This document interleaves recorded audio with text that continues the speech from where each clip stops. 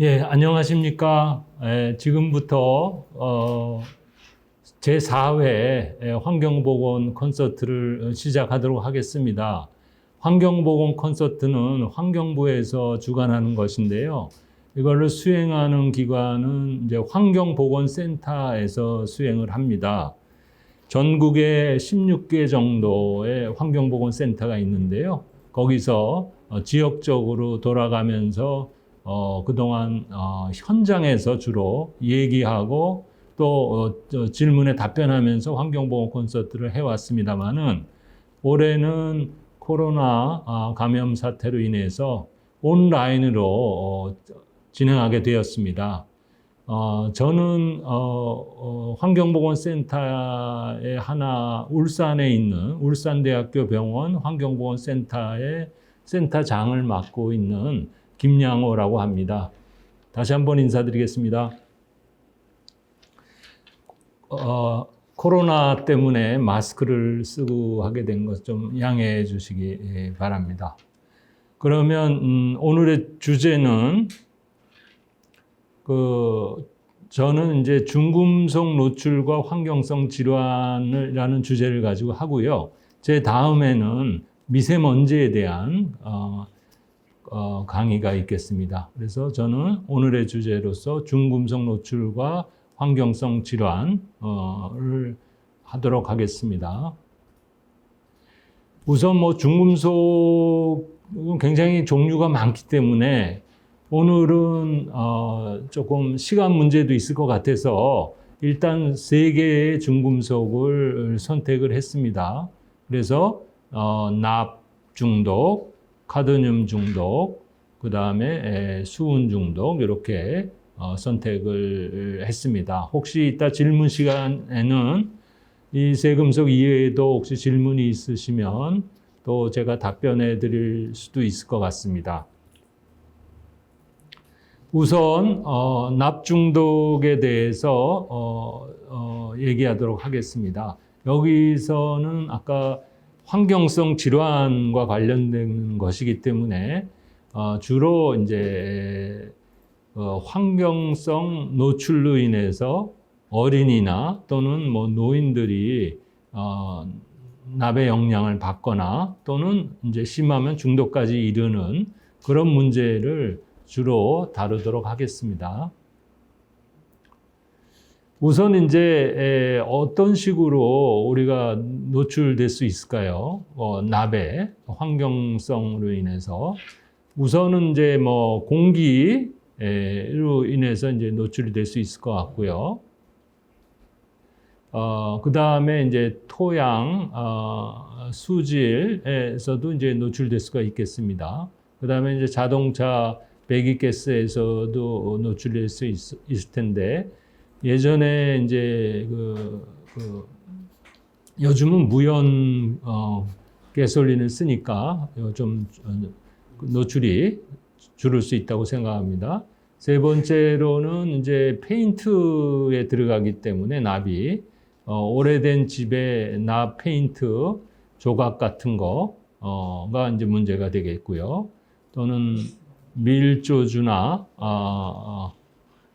부적절하게 연소된 세라믹 등도 될 수가 있고요. 또는 무허가로 제조된 한약에도 좀 들어가 있었던 경우도 있고요.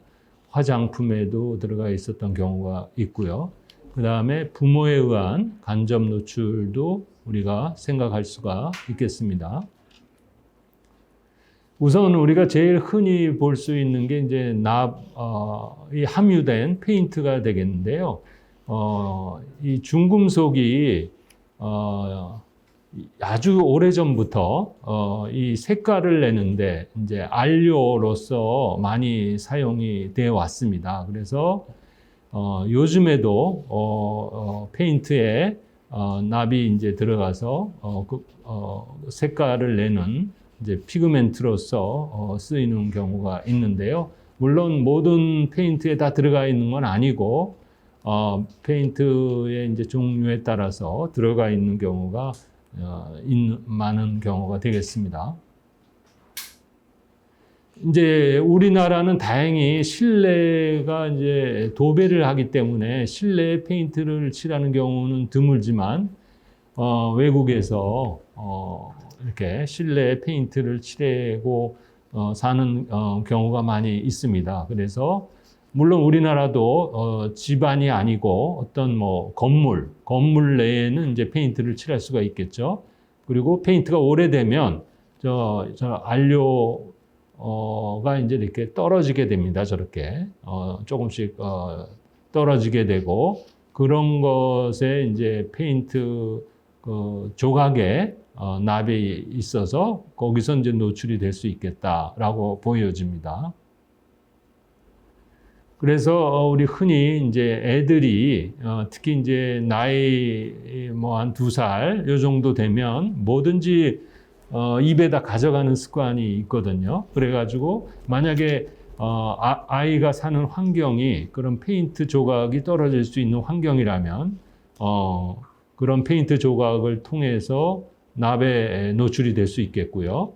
요 앞에 이제 장난감도 있습니다만은 가끔 장난감 칠한 그 페인트에도 납성분이 있으면 그거를 이제 입에 가져가기가 쉽기 때문에 또 납 노출이 될 수가 있겠습니다.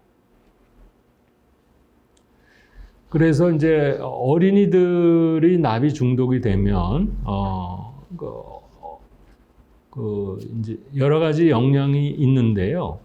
우선 이제 인지 기능 저하가 어린이에서 이제 두드러지게 나타납니다. 그래서 어느 정도일 때 나타나냐? 그러면은 혈중납이 5에서 10 마이크로그램, 여기 그램이 빠졌네요. 10 마이크로그램 per 데시리터 만 돼도 저런 기능이 저하가 나타납니다. 그래서 애들에서 1 마이크로그램 데시리터가 증가할 때마다 IQ가 0.87 감소한다는 보고도 있고, 그 다음에 ADHD, 주의력 결핍 과잉 행동 증후군의 발생이 증가하는 위험 요인이다. 이제 이런 얘기도 있습니다. 이 납의 농도가 우리가 보통 한국 사람 같으면요, 성인의 납의 농도, 일반적인 성인의 납의 농도가 한 2 마이크로그램 per 데시리터가 됩니다. 그러니까 아이들이 5나 10에 가까운 농도가 있다 그러면은 거기에 대해서는 그 원인을 찾고 이제 노출을 줄이는 그런 조치를 해야겠습니다. 그 다음에 또 산모가 이제 납이 높은 경우도 있는데요.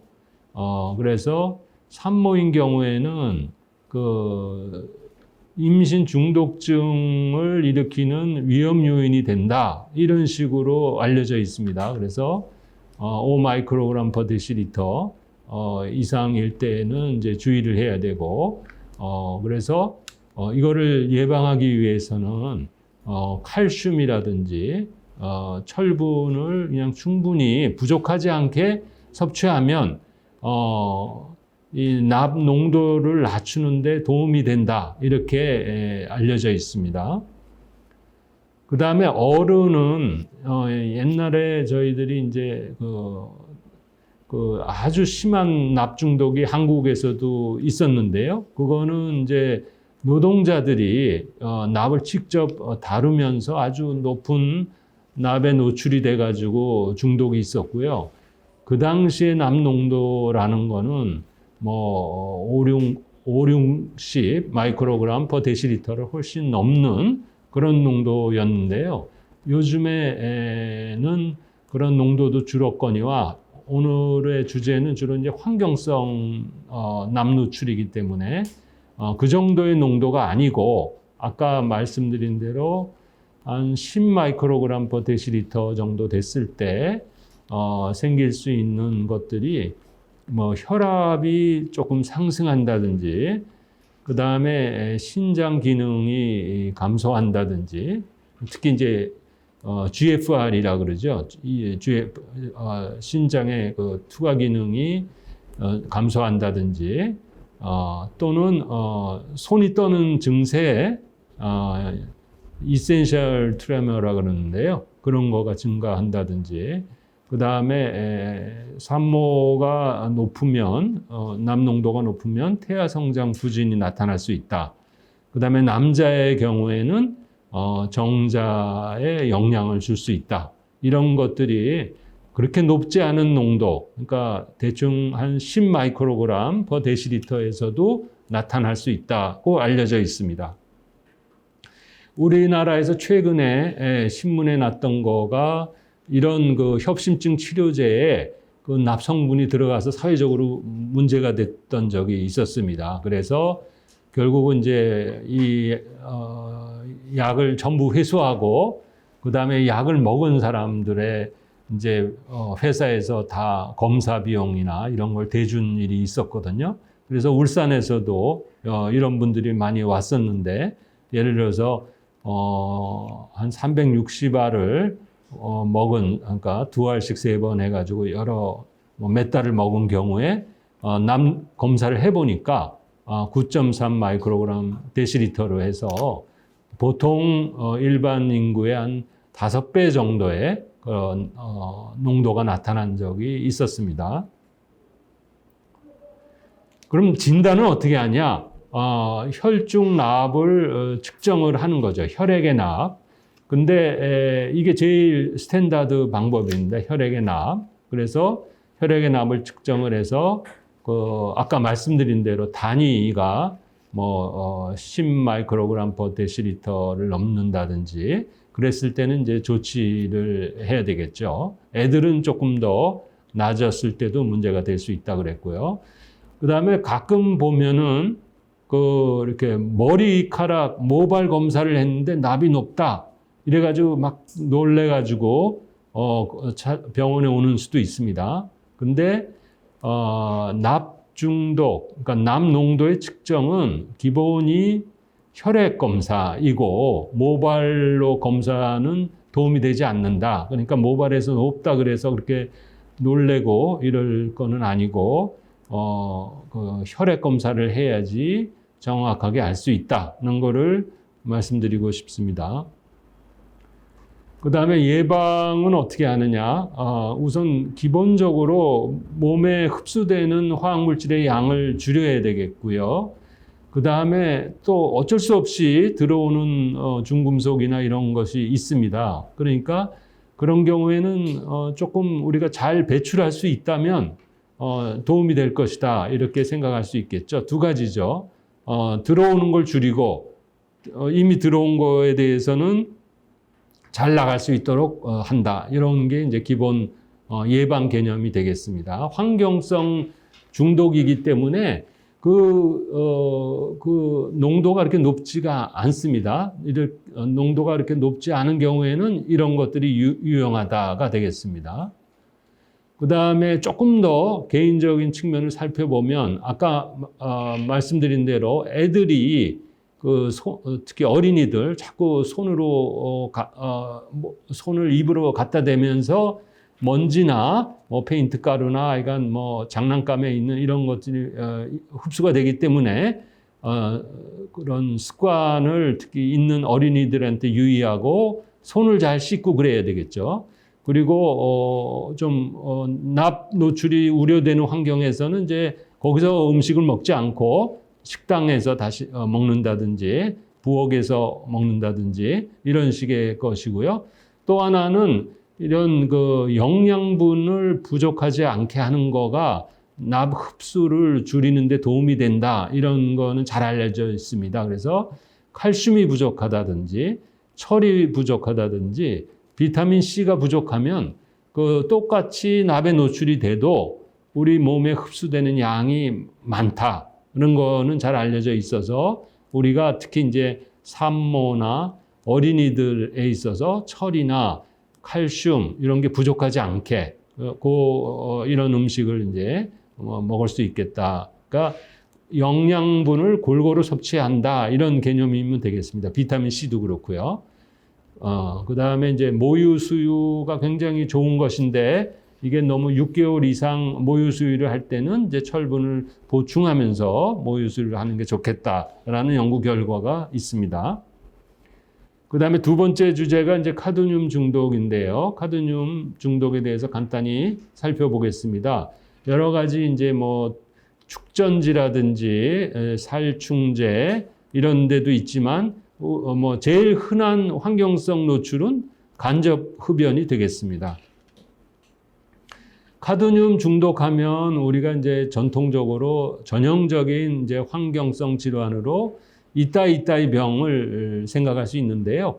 그거는 아주 농도가 심한 경우에 이제 골에 뼈가 약해져서 뼈가 이제 부러지거나 이제 그런 일본에서 생긴 환경병이었고요. 그 다음에 그래서 그거는 사실은 요즘은 보기 힘들고요. 아주 노출이 오래되고 조금 고농도로 되겠다 하면 이제 장기적인 영향으로 폐암을 이제 현재에선 생각할 수가 있고요. 두 번째로는 이제 신장 장애, 콩팥의 이상을 생각할 수가 있습니다.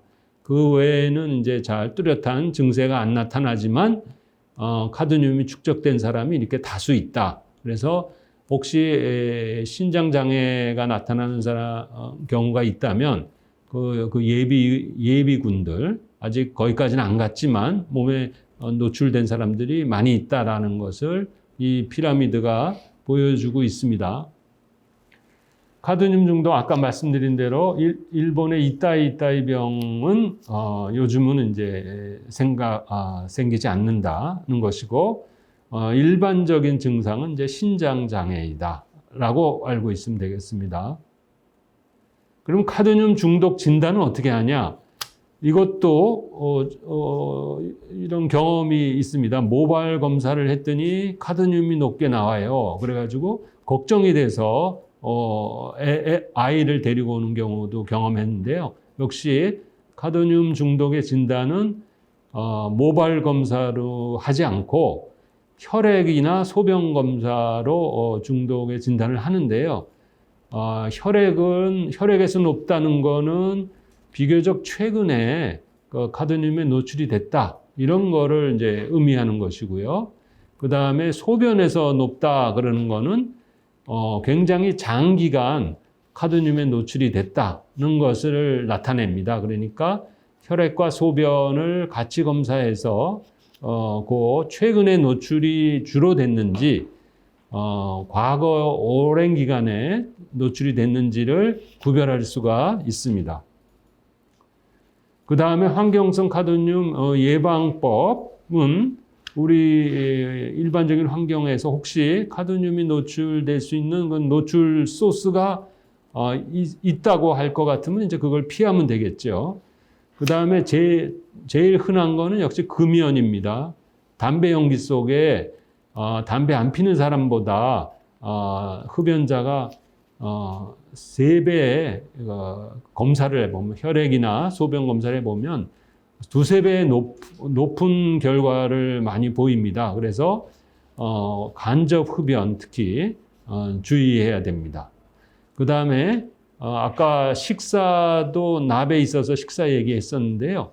카드뮴에서도 이제 철이나 칼슘 이거를 부족하지 않게 섭취하는 게 중요하고요. 그 다음에 또 아연도 역시 부족하지 않게 섭취하는 게 중요하다고 알려져 있습니다. 저런 게 부족하면 똑같이 이렇게 우리가 자연 속에서 또는 음식을 통해서 카드뮴을 흡수해도 카드뮴이 이제 먹어도 노출이 돼도 저런 영양소가 부족하면 흡수가 훨씬 잘 된다. 이런 게 알려져 있습니다. 그 다음에 이제 마지막으로 수은 중독에 대해서 얘기를 나누도록 하겠습니다. 우선 형광등에 수은이 많이 쓰이는 거는 다 아시죠? 요즘은 LED로 많이 바뀌어서 형광등에 이제 에서 노출되는 경우가 줄긴 했지만 그래도 지금도 형광등을 많이 쓰고 있기 때문에 우리가 형광등을 우리가 이제 폐기 처분할 때는 별도로 모으도록 이렇게 보통 분리수거를 하죠. 그 이유는 형광등에 수은이 있기 때문에, 그리고 이 수은은 말 그대로 이거 액체란 뜻이에요. 물 숫자에 은은 은색, 은색이 나는 액체. 그러니까 수은이 중금속임에도 불구하고 보통 온도에서 실온에서 액체입니다. 그러니까 굉장히 증발이 잘 된다는 거죠. 기화가 잘 돼서 우리가 노출이 될 수 있다는 겁니다. 그래서 우리가 실내 실수해서 형광등이 예를 들어서 깨졌다. 또는 뭐 체온계, 뭐 혈압계 또는 뭐 온도계가 깨져서 집안에 그 수은이 떨어지게 되면 그거를 잘 바로 이제 실외로 가져가야 되는데, 그렇지 않으면은 금방 그게 증발이 돼서 실내에 수은 농도가 높아지게 됩니다. 그리고 아까 말씀드린 대로 이제 수은을 이제 재련하는 데서 노출이 되겠죠. 그리고 혈압계, 요즘 혈압계에서도 이제 많이 안 씁니다. 온도계에서도 많이 안 쓰고 그러지만 아직도 혈압계나 온도계 또는 기압계, 체온계에 수은이 쓰이고 있기 때문에 이런 거를 주의하셔야 되겠습니다. 그 다음에는 이제 무허가 화장품에 미백 화장품, 아주 좋은 화장품이다 이래가지고 무허가 화장품을 쓰는 사람들이 있어요. 그런 경우에 이제 수은이 노출이 될 수 있고요. 그 다음에 가장 일반적인 거는 사실 생선을 섭취해서 수은 농도가 높아지는 거라고 볼 수 있겠습니다. 그래서 제가 경험한 것인데요. 무허가 화장품을 주부가 오셨는데 이제 몸에 좋다 그래서, 그러니까 피부에 좋다 그래서 화장품을 열심히 썼어요. 굉장히 비싸게 주고. 그랬는데 나중에 알고 보니까 몸도 좀 이상해지고 이래가지고 이제 저희한테 와서 검사를 했습니다. 그랬더니 모발 수은이 23.5 ppm으로 굉장히 높았고, 소변이나 혈액도 높았던 것을 알 수가 있었습니다. 그리고 화장품도 검사를 했어요. 얼마나 수은이 들어가 있을까 보니까 기준이 1 ppm인데 14,000, 15,000 가까이 들어가 있었으니까 15,000배가 들어가 있었다는 거죠. 그래서 피부는 좀 미백이 됐을지 몰라도 결국 그 수은에 굉장히 노출이 되고 뭐 수은 중독까지 직전까지 간 그런 사례가 되겠습니다. 그래서 40일 후에 다시 검사해 보니까 이렇게 줄었던 그런 사례가 되겠는데요. 이런 화장품이었습니다. 아주 포장도 예쁘게 하고 특징은 비쌌어요. 그러니까 비싸니까 좋은 줄 알고 사고, 또 실제로 피부에 발라보니까 좀 미백도 되는 것 같고 그런 건데, 미백이 된과 함께 이제 수은 중독이 되는 그런 사례였죠. 그 다음에 이제 아까 말씀드린 대로 수은의 일반적인 이제 노출은 이제 생선이 되겠습니다. 생선으로 노출되는 거는 이제 유기수은인데요. 그러니까 미나마타병이라고 일본에서 이제 수은 중독, 환경성 수은 중독이 있었는데 그것도 이제 생선을 먹고서 중독이 된 거죠. 그런 식으로 미나마타병은 미나마타 지역의 그 공장으로 인해서 생선이 다 오염이 된 거고요. 요즘에는 뭐 그런 공장 때문에 집중적으로 오염되기보다도 일반적으로 여러 가지 소스로 해서 이제 바다가 오염이 되니까 그 먹이 사슬에 의해서 여기도 있다시피 큰 생선이 수은이 높고요. 우리가 등푸른 생선이라고 얘기하는 것들은 수은이 그렇게 높지가 않습니다. 그러니까 큰 생선을 먹는 거를 주의해야 된다. 이게 되겠죠. 이런 이제 환경부하고 대학하고 해서 이제 이렇게 환경보건센터하고 해서 전국 수은 농도, 주민들의 농도를 살펴보니까요. 저희 그 환경보건센터가 있는 울산이 제일 빨갛게 해서 일반 주민들의 평균 농도가 높았고, 그 다음에 이제 역시 해안가 쪽이 높고요. 근데 이 경상북도는 왜 높냐? 별로, 물론 이제 해안가는 높겠지만, 여기는 이렇게 제사 음식에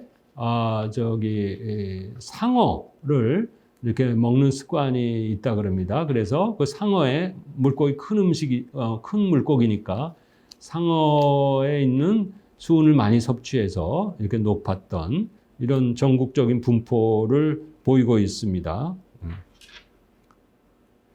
그럼 생선은 그럼 이렇게 수은이 있으니까 이게 먹지 말아야 되느냐? 이제 그런 건 아니죠. 생선의 좋은 점이 오메가3라든지 이런 게 뇌에도 좋고 심혈관계도 좋다 이런 게 있으니까 등푸른 생선, 아까 얘기한 대로 그 작은 생선들은 우리가 먹는 것이 우리 몸에 도움이 되고요.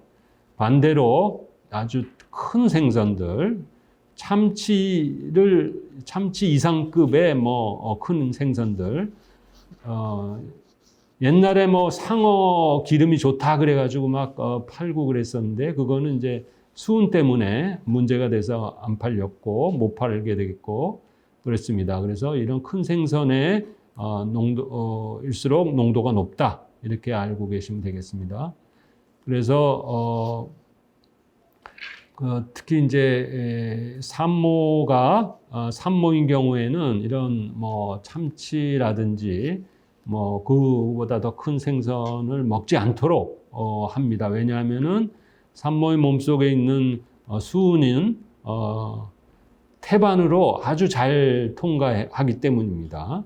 그래서 태반으로 잘 통과해서 산모의 농도보다도 태반의 농도가 더 높습니다. 그러니까 태아의 농도가 높다는 거죠. 그래서